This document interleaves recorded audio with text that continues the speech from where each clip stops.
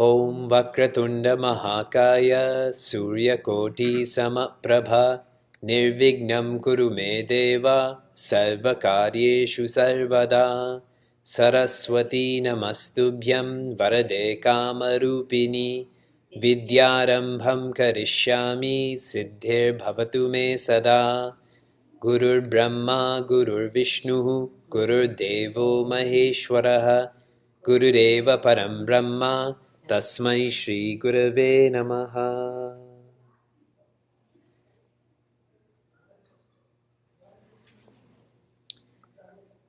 An altar in life alters one's life. We've heard this before. We've read books on this. So my question for all of you is, what altar did you wake up to today? What altar did you work with today? What altar are you going to sleep with today? Acharya Shankara is trying to teach us to have our altar be tattva. Tattva means existence. Tattva means essence. Tattva means fundamental. If you think of the word sat, twa, tat, twa. That which is like sat is sattva. That which is like tat is tattva. So when we have a high altar, that is tattva. When we have a deep altar, that is tattva. And what Puja Swami Tejumayananda shared, he said, the only altar that will not disappoint us is Bhagwan's altar. As long as another human being is our altar, say a family member, that family member is subject to flaw. And so when that flaw kicks in, anger or bitterness or betrayal, whatever it may be, then you and I will be disappointed. If our altar is even our Sadguru, and please be cautious as I explain this, we may think a Sadguru is subject to flaw, but it's actually our flaw in understanding. If our Sadguru is being firm with us, if our Sadguru is being abstract with us, we may think they don't know or they don't have these virtues. But that's not the case. We just don't understand our Sadguru. So that's why even having our Sadguru as our altar, we have to do that with intense humility. In fact, one shouldn't chant one Sadguru's name as long as they're alive. Again, because of our ego. Once they're not alive, then whatever perfect lens we have of them, then that stays. Think deeply about that. In our last shloka, we studied what aviveka is. Aviveka is when you confuse the means and the ends.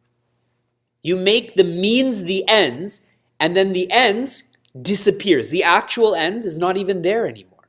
You've thrown it off the cliff and pushed the means to the ends. And specifically with shloka 6, it is making family, which is a means, making them the ends. A family is an opportunity. And if you're in university right now, you can maybe focus on friends. Our family and friends are a blessing from the Creator to teach us to be patient, to teach us to be compassionate, to teach us to listen more than we speak. Mixing up the means and the ends is a very dangerous way to live because you will always be incomplete. For all of those who have studied the Evachara I wrote on Patanjali Muni's Yoga Sutras, you see asana and pranayama is right at the beginning of this Ashtanga Yoga. It's not at the end of Ashtanga Yoga. It's samadhi that's at the end. But many people make asana and pranayama the ends. And so they will always be incomplete. Acharya Shankara is teaching us, as long as we hold on to the temporary, we will be ignoring that which lasts, that which is forever. So what are you holding on to? Are you holding on to the temporary? Are you holding on to the lasting? What are you holding on to? But you can't hold on to both. You can't be indulgent and disciplined at the same time, correct? Be free with articles. Once you train yourself to be free with articles, you can start to train yourself to be free with beings.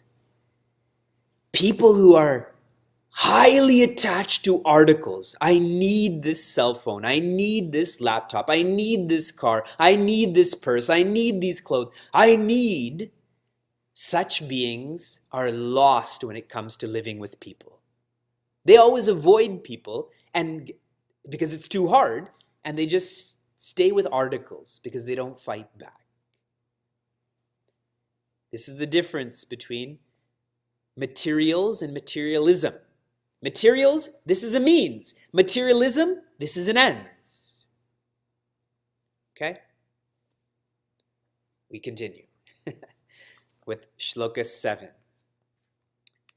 Now, as I begin, I just want to share with everyone that I've studied Vedic chanting, and I think I'm all right with Vedic chanting. But when it comes to chanting/singing, I am bad news. It's embarrassing. What I'm sharing here is chanting. Chanting is straightforward. Chanting is simple.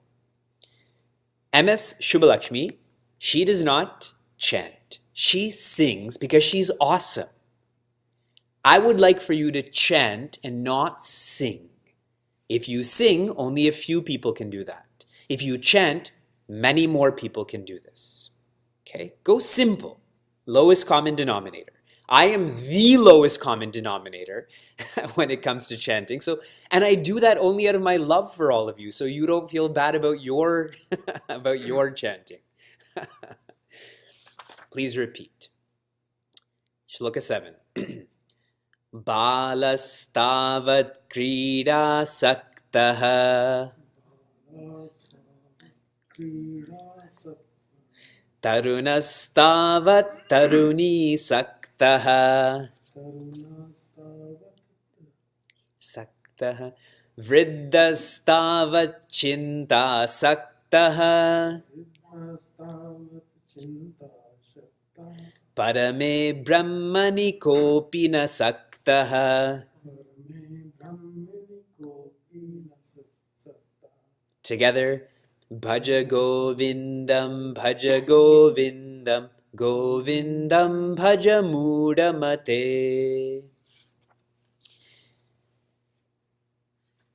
Many of you have heard me share that in the first stage of our lives, we should live for me, M-E.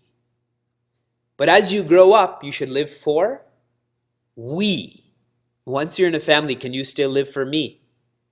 That doesn't work, does it?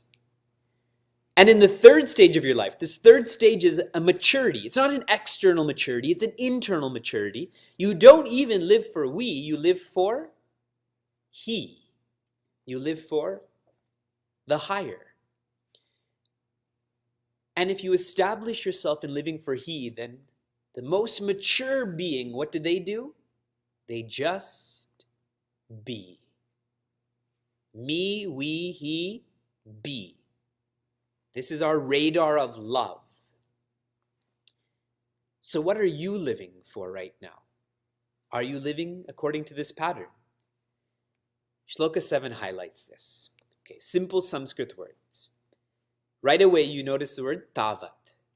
Tavat, and then there is yavat. If, then. Balaha tavat krida saktaha. Balaha, a child. Tavat. What they're doing is krida. They're playing, and they're attached to that playing. As long as one is a child, they're attached to playing. Now this word asaktaha means attachment. What are you attached to? There's no kids in this class. What are you attached to? Think. If I asked you to make a list of 10 articles, beings, circumstances that you're attached to, what would you write? And if you think about this deeply, there's no way it would just be 10, right? We're talking about 10,000, 10,000. You will write articles, beings, and circumstances that you think make you complete. You will not write, you are not attached to that which doesn't make you complete. But is there any article, being, circumstance that is consistent in making one complete? Today it rained all day in Niagara Falls. And Sheila and I were thinking, today's a perfect day to just not leave your house and watch movies all day and just be tamasic. The perfect opportunity to be tamasic. But for other people, they love being in the rain.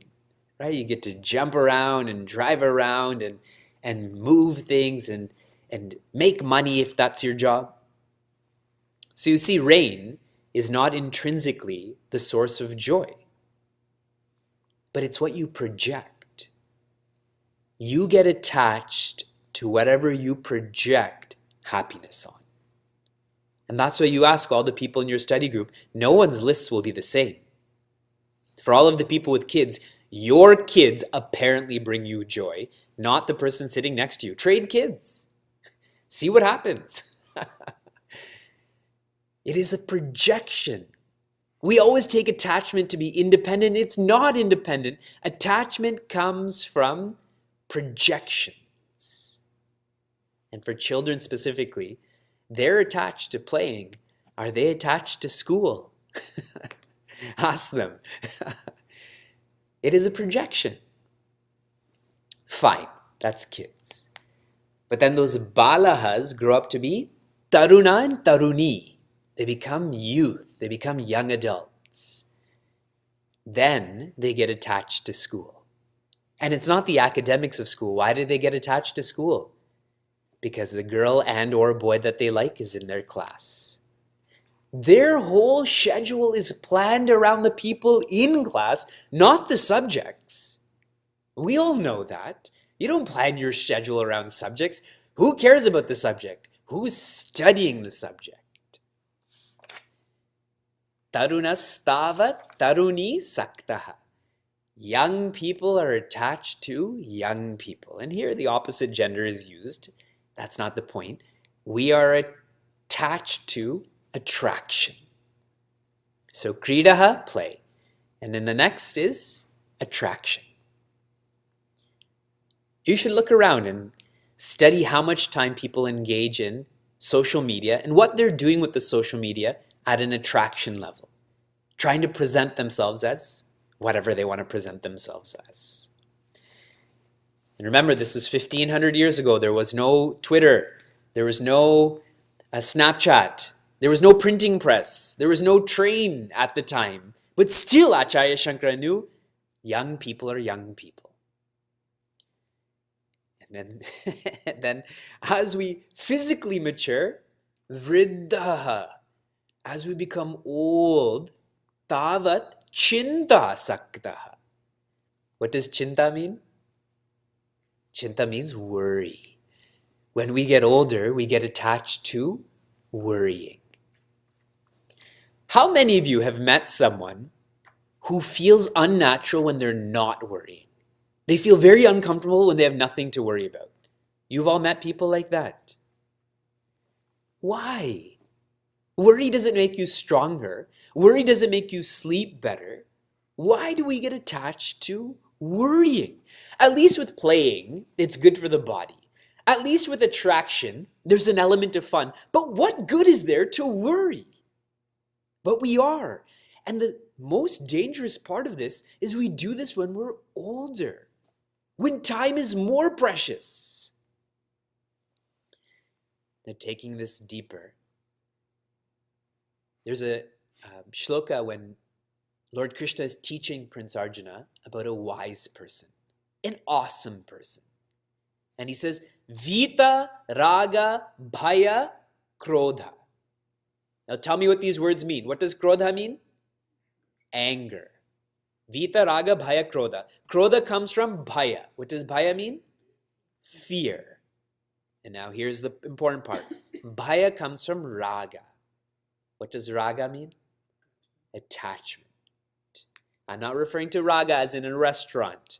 I'm referring to Raga as in likes and dislikes. There's the literal meaning, but in this case it's attachment. You and I are so attached, and then we become so afraid. If you have any fear in your life, don't think that that fear is independent. It's because there is attachment. And if you don't have attachment, you have fearlessness. Raga and Bhaya. Raga is the source. Bhaya is the symptom.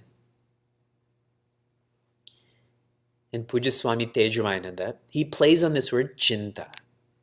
What's another word for smashanam?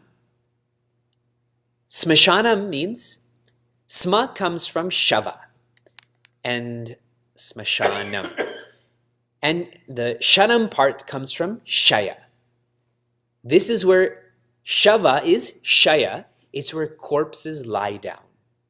A smashanam is where corpses lie down. In other words, a burning ground. And another word for that is that corpse lies down on a funeral pyre. You know, that pile of wood. That's called a chitta. That actual wood in which bodies are placed is called a chitta. And what Swamiji says, he says a chitta will burn you once. And chinta will burn you perpetually. Isn't it? Worry will just keep on burning you. But that funeral pyre will only burn you once, and you won't even know that it's burning you. So which should we be more afraid of? We should be more afraid of worry and not of death. And Acharya Shankara closes his thoughts by saying, Parame Brahmani, the highest, kaha api. Who is there that is sakta? Who is there that's pursuing the highest? Who is there that's interested? Who wants freedom? Kids want to play, youth want youth, old people focus on worrying. Who wants freedom? Kaha api. Who's there? Now we're all studying Moha Mudgara. We've come here for moksha, correct? How many of us know what moksha means? Literally. And if we don't know it literally, how will we know the implied meaning of moksha? Most of us just want more pleasure, more possession, more position. That's what freedom is to us. Isn't that? Our lottery system, they were saying like happiness is yelling bingo. Awesome. That's all, you just have to win bingo to be happy? And then they call it Freedom 55. You know, if you have this balanced portfolio of investments, you will be free. And on and on and on. Isn't that what we want? Just more pleasure, more possessions, and more position. Guruji was sharing, as long as you and I are attached, we can never see what's above us. With any level of attachment, all we see is ourselves. We see that we're incomplete, so we keep on projecting all around us that this will make us complete.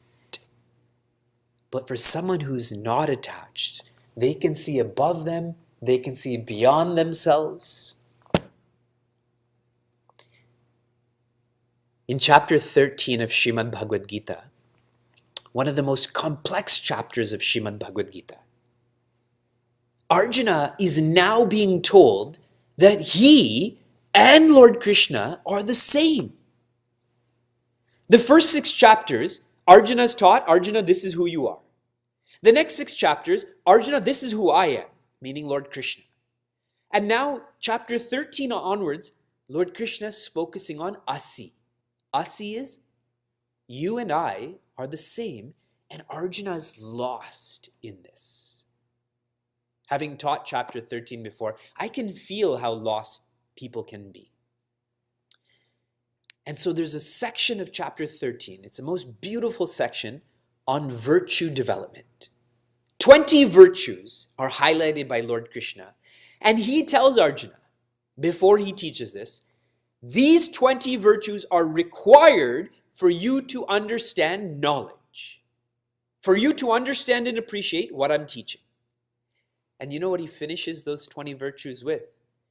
He says these 20 virtues are knowledge itself. So what does Srimad Bhagavad Gita teach? Virtue development. And when you're fully established in virtues, what do you call yourself? Bhagwan. And for further reading, Shloka 9 of chapter 13, Lord Krishna brings up asaktihi. That's one of the virtues.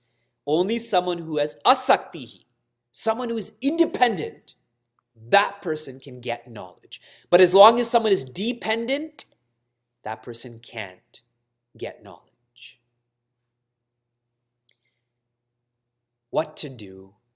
Bhaja Govindam, Bhaja Govindam, Mudamate. I'm pointing at myself. Mudamate. Govindam, Bhaja Mudamate. You know?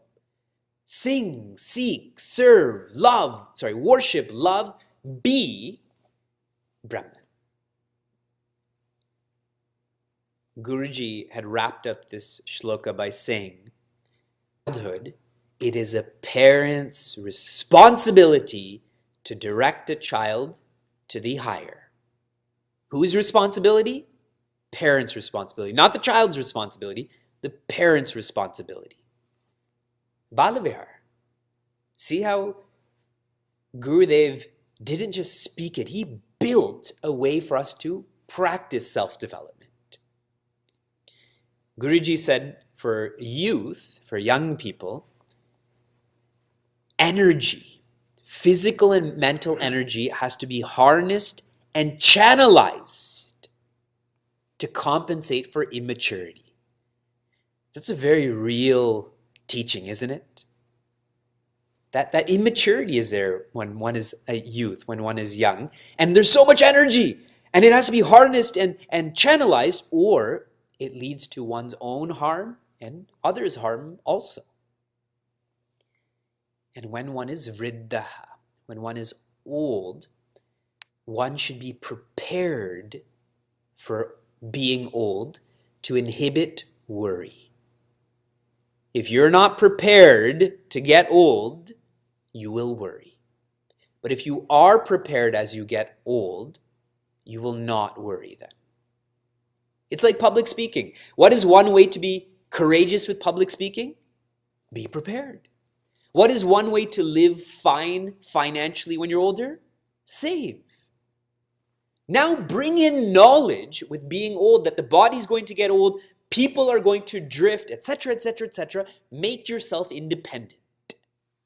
That's the Bhaja Govindam.